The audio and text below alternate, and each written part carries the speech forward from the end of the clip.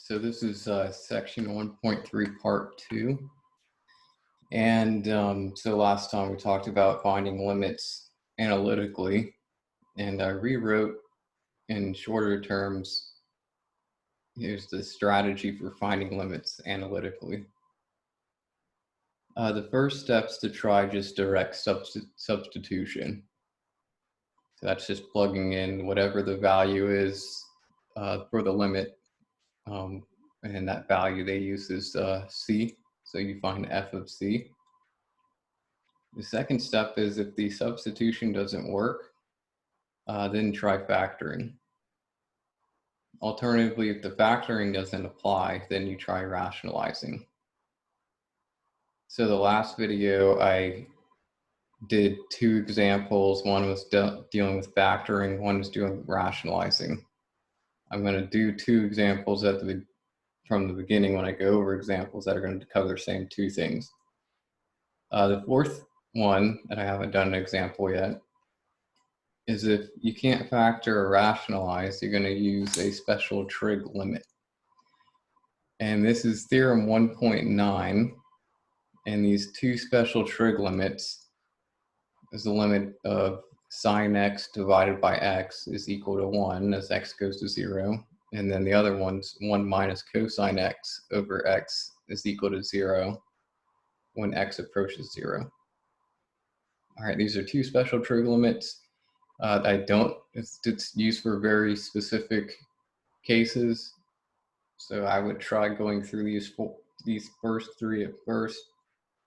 And then if all else fails, if it involves a trig function, I would try one of these two special trig limits.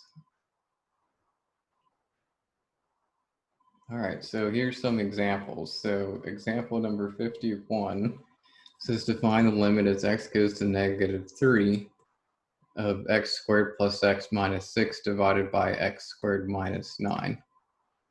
So solution.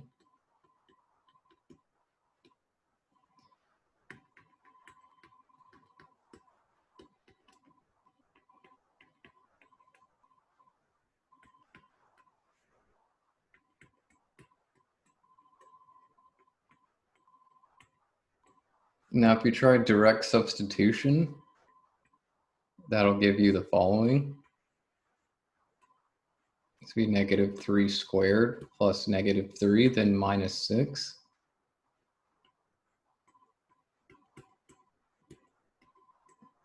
Divided by -3 squared minus 9.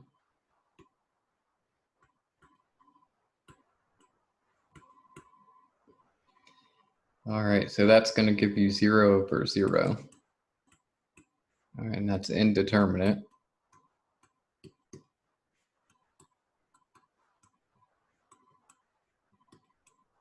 All right, but I can try factoring.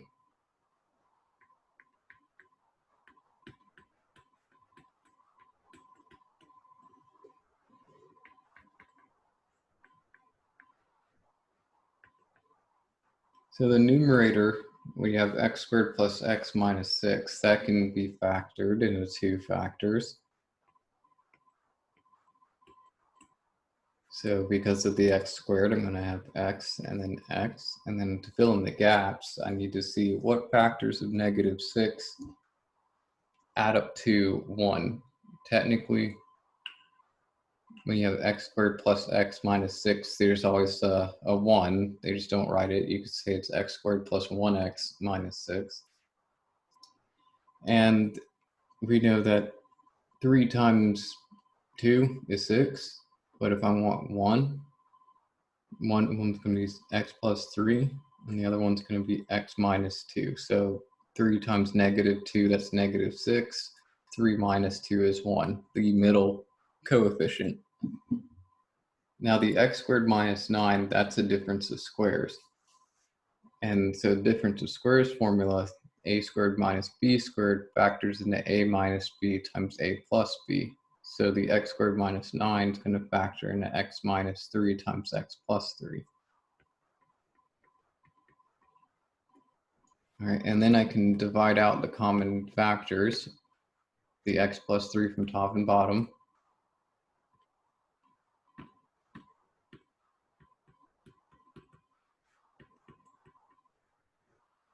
And that leaves me with x minus 2 divided by x minus 3. Now I can try plugging in the value -3. So that's going to be -3 minus 2 divided by -3 minus 3. So that's going to be -5, 6.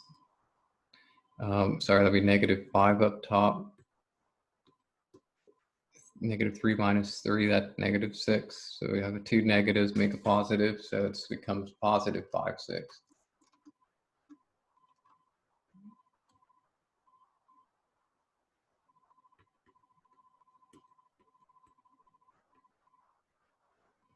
All right, so that's one where I did factoring. You have to know your factoring rules. I use difference of squares for the x squared minus 9.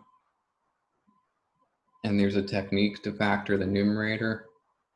And that technique was, you find where I got 3 and -2. Those are two numbers that multiply to give you -6. While also, when you add 3 plus -2, that gives you 1. And 1 is the coefficient of the middle term, or the middle value, which is in this case just plus x.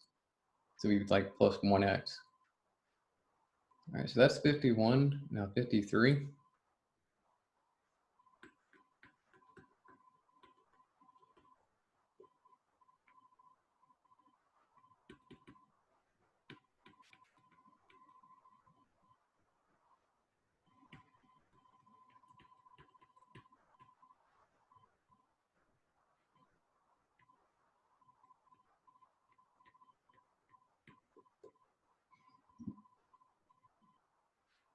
All right, and so when you plug 4 in, you're going to get an indeterminate form, because the numerator, that's going to be square root of 4 plus 5, and then minus 3 divided by 4 minus 4.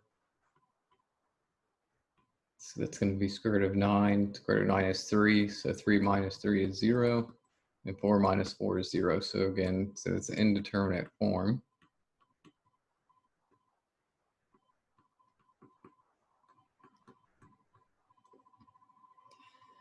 So try to use one of the other steps. Now there's no factoring I can do.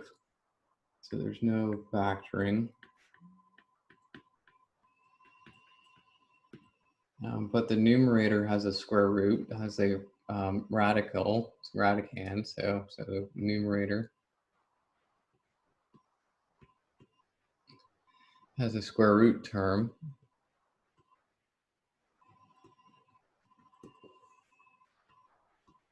So because it has that square root term, I would try rationalizing.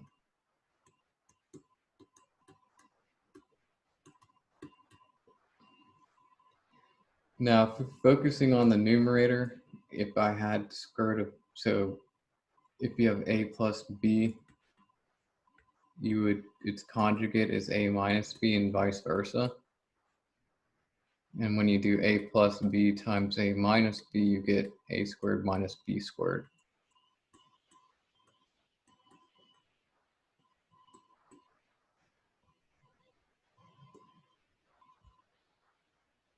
Now that the numerator is x plus square root of x plus 5 minus 3.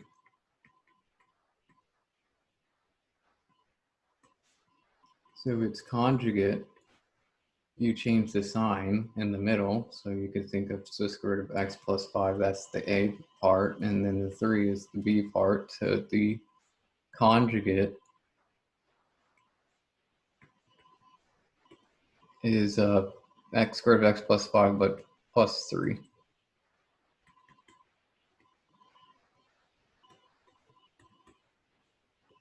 And that's what I'm going to multiply top and bottom by.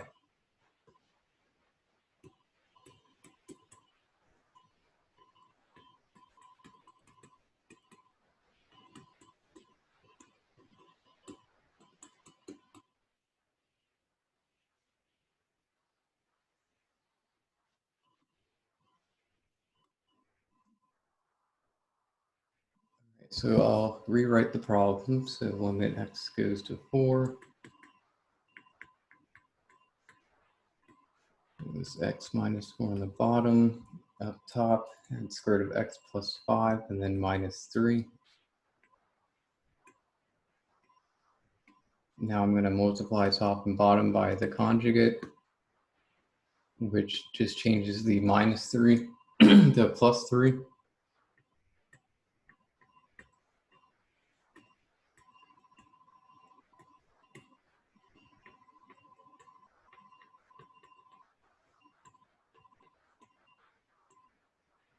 All right, and what this is going to give, so it's going to equal limit x goes to 4.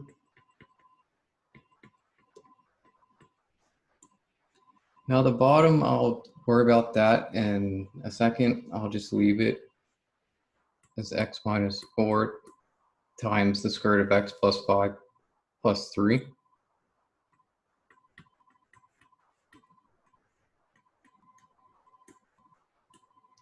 All right, I didn't multiply it through.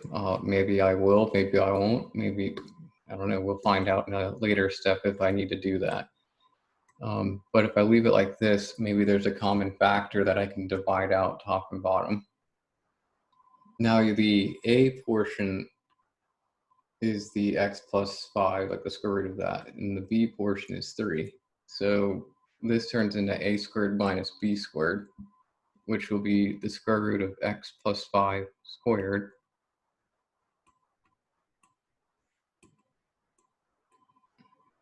minus 3 squared. And the squaring a square root cancels out the square root, so it's just x plus 5.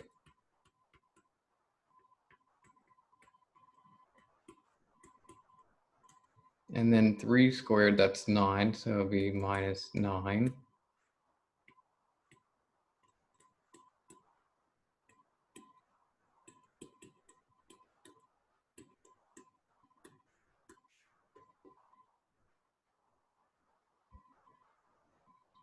All right, and then we have x plus 5 minus 9. That's the same thing as x minus 4.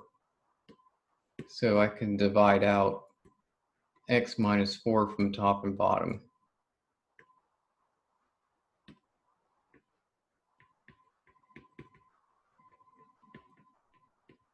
So that leaves me with 1 up top, and then over the square root of x plus 5, and then plus 3. All right, now I can try to plug in 4. I'm not going to have 0 anymore on the numerator. So that's going to be 1 over the square root, 4 plus 5, and then plus 3. Square root of 4 plus 5, that's square root of 9. Square root of 9 is 3. And so that becomes 1 over 6.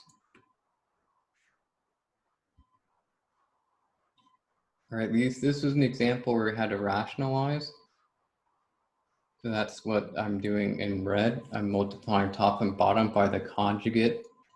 And that's just changing the minus 3 to a plus 3. The sign changes. So that way I can apply, technically it's difference of squares, but going in the reverse order.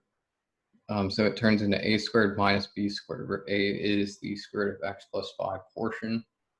B is 3. So the x plus 5 squared, that cancels out with the square root. So you just get x plus 5, and then 3 squared is 9. And then 5 minus 9 is minus 4, so you really have x minus 4 up top, and I could cancel that with the x minus 4 on the bottom.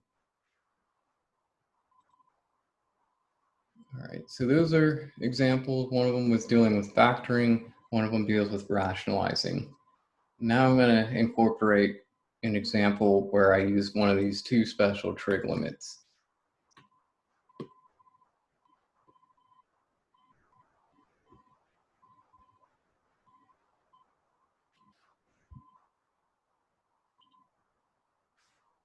All right, and I'll actually use the example that's in the textbook that they do on page 70.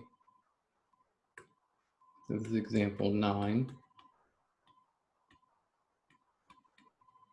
page 70 that the textbook goes over. And it's limit x goes to 0 of tangent of x over x. Now, if I tried plugging in 0, that's going to be tangent of 0 over 0. Tangent of 0 is 0 because sine of 0 is 0. So really this is 0 over 0. So indeterminate.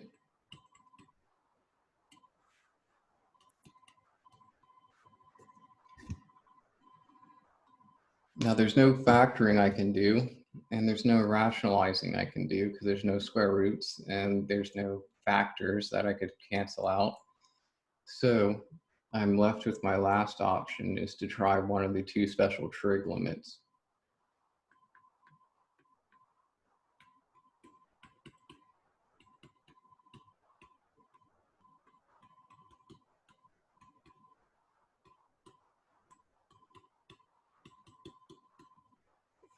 And my options are, from that theorem, you could either use sine x over x which equals 1. The other one,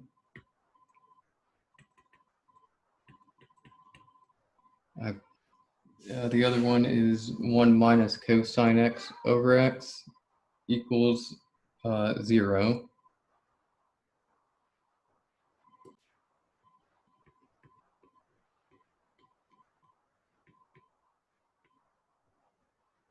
All right, so that's, I'm going to use one of these two. So let me zoom in some.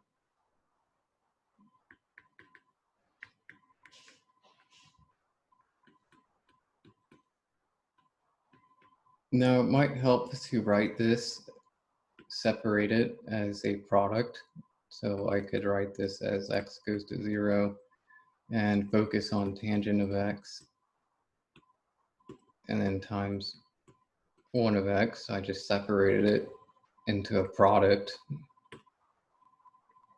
And then what's tangent? Tangent is sine over cosine.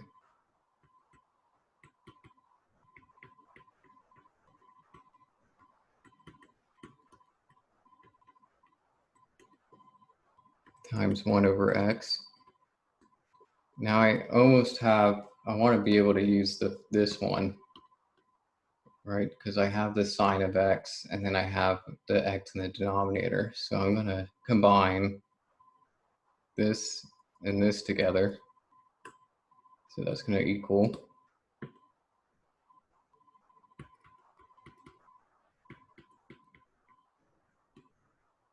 combining that, I have sine of x over x. And then I have cosine in the denominator. So we 1 over cosine of x. And now I can apply the special trig limit, which we know that's going to be 1. So this will equal 1 times the limit x goes to 0 of 1 over cosine of x. All right, so I just applied that special trig limit to get 1, right? Because this is equal to 1 based on my trig limit. Now I apply the limit x goes to 0 for the other portion of the problem, 1 over cosine of x. And cosine of 0 is 1.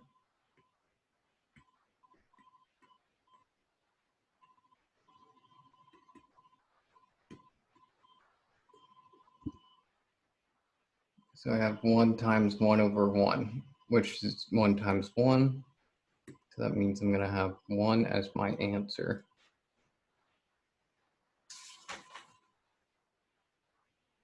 Okay, now I'm going to do another example.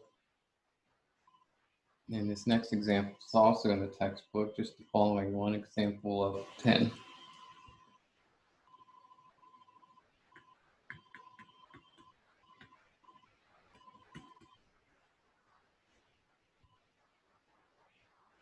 And its limit x goes to 0.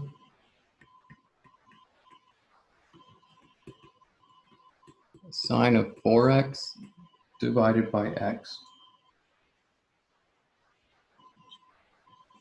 So yeah, if we plug 0 in, you get sine of 4 times 0 over 0, which is going to give you 0 over 0. So this will be equal to 0 over 0 if you plug in x equals 0, so indeterminate.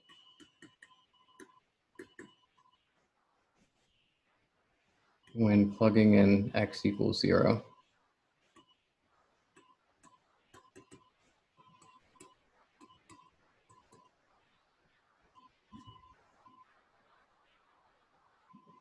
Now it looks like one of those special trig limits. So I would say this looks like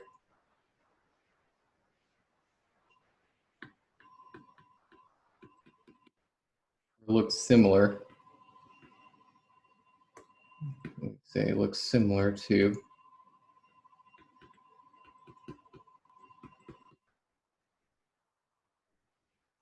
that trig limit I just used in the previous problems, x sine of x over x, which we know gives you 1. But I can't use this because I have a 4x.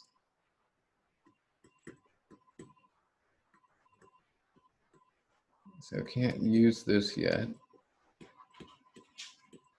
since we have 4x rather than just x.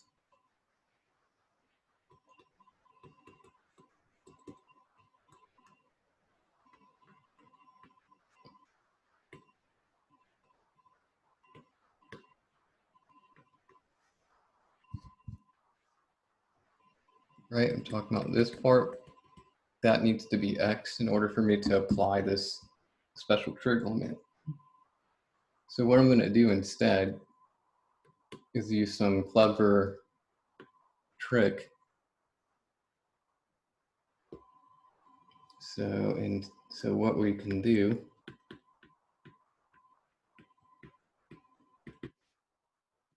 use some clever trick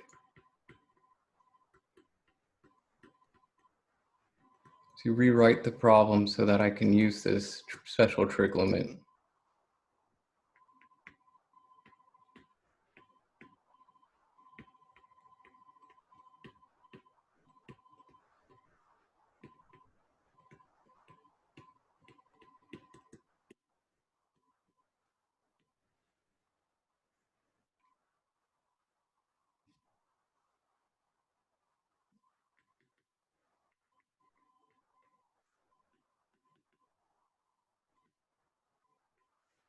All right, so this is the original problem. And what I'm going to do is multiply top and bottom by 4. So you'll see in a second why I do that. So if I multiply top and bottom by 4, right, because that's the same thing as just 1, so that's going to give me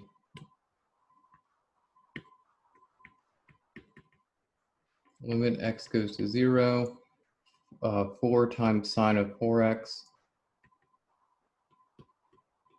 over 4x. And then I can factor out the 4 in front. So that's equal to 4 times the limit.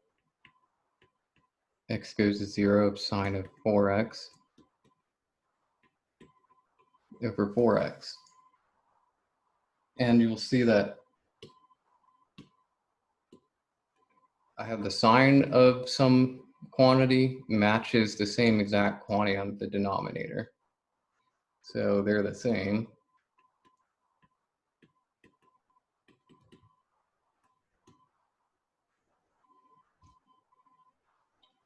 So we can treat this as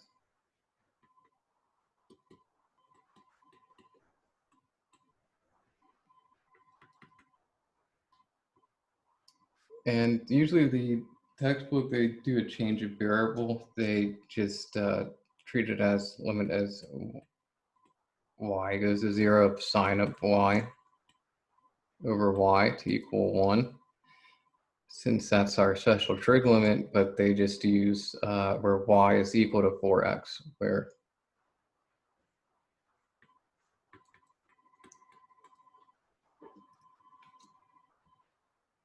So they used our special trig limit, sine of x over x. In this case, the important thing is that the quantity that you're taking the sine of, the argument of the function, is 4x, and the denominator is the exact same thing, 4x.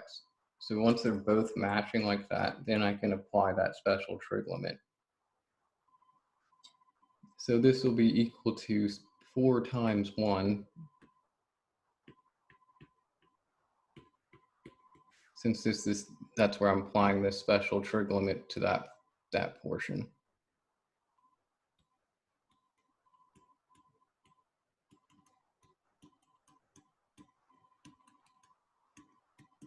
All right, so we get 4.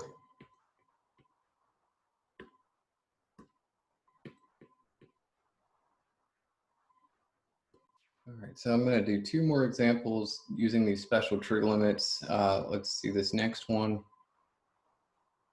This is going to be number 67. And it's limit x goes to 0 of sine squared x over x. Now you'll see if you plug in 0, you get sine squared of 0 over 0. We know sine of 0 is 0, so sine squared of 0 is also 0. Therefore, you get 0 over 0 through direct substitution, so indeterminate.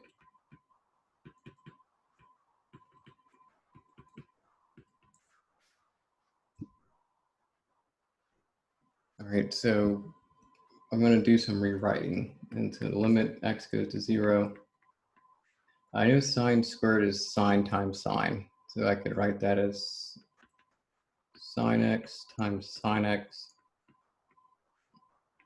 over x. And I want to use one of the special trig limits, and I want to use the one that's involves sine.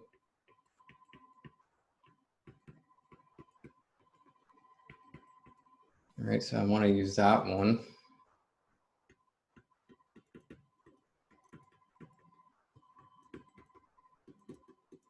And I can apply it because I can separate this as a product, where the product consists of sine of x over x times sine of x, technically over 1. So now I can apply the special trig limit. So this right here, that's going to equal 1 based on the trig limit. So this will equal limit, or 1 times the limit, x goes to 0. And then I just have the other last bit, sine of x over 1, which is sine of x. Now I plug in 0, so it's 1 times sine of 0. Sine of 0 is 0. So that's 1 times 0, you get 0.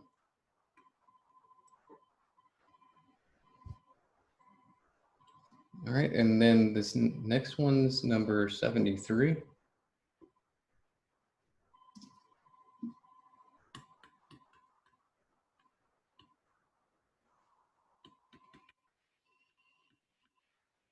Limit t goes to 0 of sine of 3t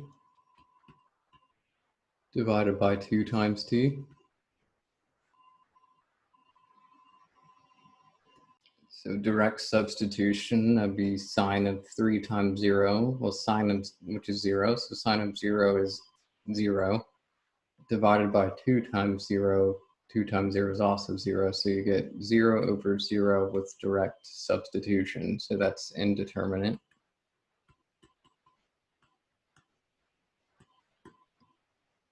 I want to use the special trig limit.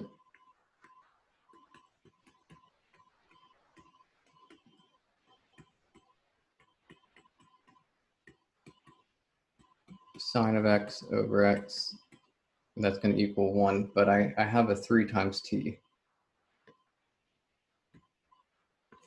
and a 2 times t in the denominator. Now what I can do though, let's see, so that's t goes to 0. Because there's a 2 in the denominator, that's like doing 1/2 times sine of 3t over t. So I just separated it as a product as 1/2 as one of the values because I have a 2 in the denominator. Dividing by 2, same thing as multiplying by 1/2. Now I'm going to factor out this 1/2.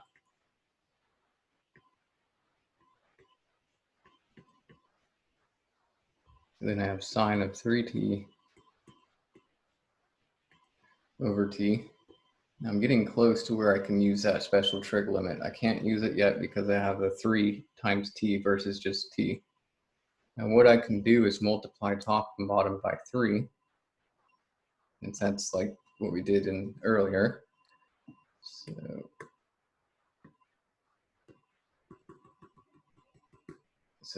since this is 3t and not just t,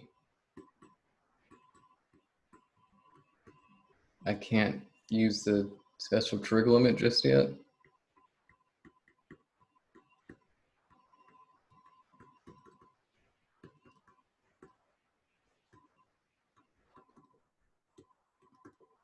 So I'm going to use some clever rewriting.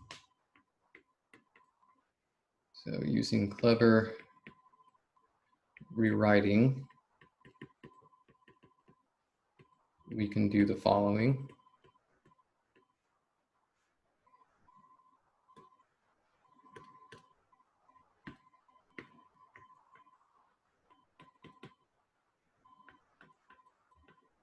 All right, so because it's a 3 times t with the sign, I'm gonna want it basically because it has that 3. I'm gonna multiply top and bottom by 3.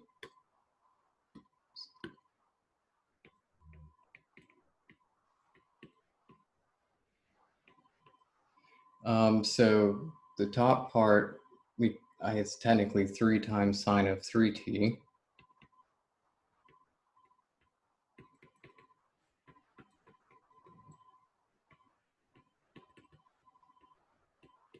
And then divided by 3 times t if I combine it to 1. What I'm going to do now is bring out the 3 that's next to sine. So it becomes 3 halves. Limit t goes to 0, and it's sine of 3t over 3t. Now I have, it matches what I'm taking the sine of. Taking the sine of 3t, and I also have the same 3t in the denominator. So now I can just go ahead and say that equals 1. So it'd be 3 halves times 1, which gives me 3 halves. All right, and so it's the same thing, top and bottom. So I'm basically using the limit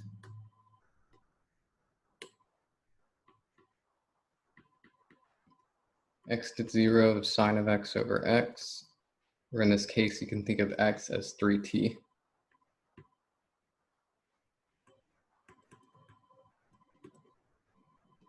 All right, so 3 halves. And this concludes this section. Again, the strategy is to try substitution at first. If that doesn't work, then I try factoring. Factoring doesn't apply, then I try rationalizing. And then if all of those don't work and I have a trig function like sine or cosine, then I would apply this theorem 1.9, one of these 2 special trig limits. And it might involve some clever rewriting so that you can make use of the theorem.